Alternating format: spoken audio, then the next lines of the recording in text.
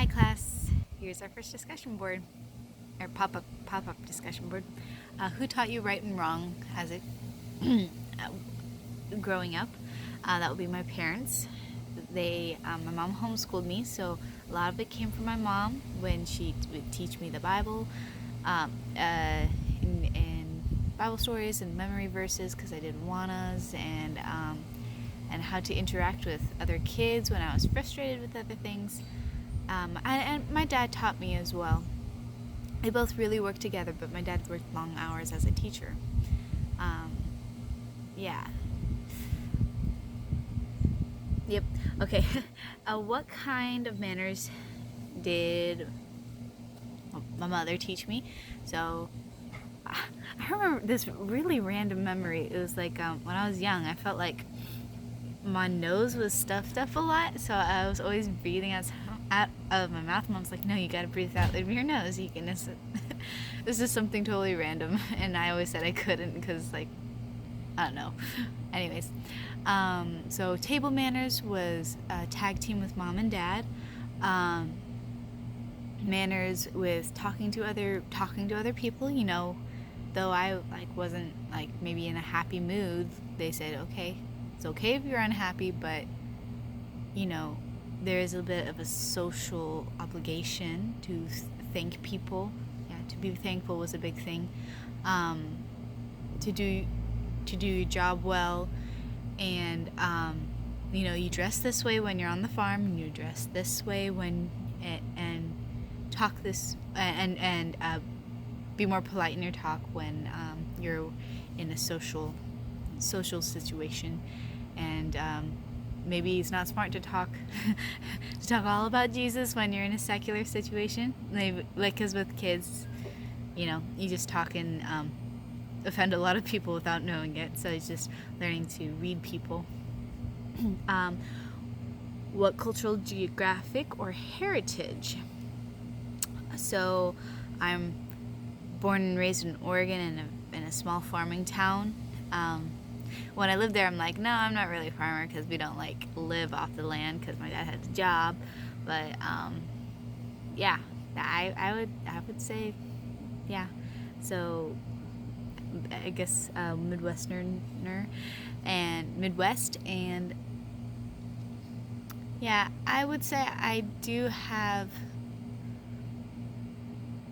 Since my parents were missionaries in Taiwan in the 90s, and my dad grew up in Taiwan for 5 years as a kid, that we would probably have a little bit more Asian culture and the way we view things. And I just moved back to America from living over there for 5 years, so I think there's a bit of a Oriental influence in the way I think and the way I do life. But I'm still very time oriented, so that's very an American thing, and I would sometimes get very frustrated with my friends, and sometimes I'm like, oh, thank God they're not time oriented when I was in China. But anyways, ethnic heritage. Oh, that's fun. So on my dad's side, there's a large a lot of German and English heritage, but mainly German. But I wouldn't say it's like this grandparent was all German and they lived in a German mentality and culturally. It's just mushed. It's just a mush of German heritage. My mom's side, my great grandpa on my mom's side is a full Swede, and he was born in a farming community in Colorado. Yes, in Colorado. I thought it was in Dakota for a while. So, So the working hard and the love of the sea came with that. So we got a little Welsh, a little Viking, a little Norwegian, maybe, and but mainly German and English. Yeah, I'd say that's about it. And does that affect you today?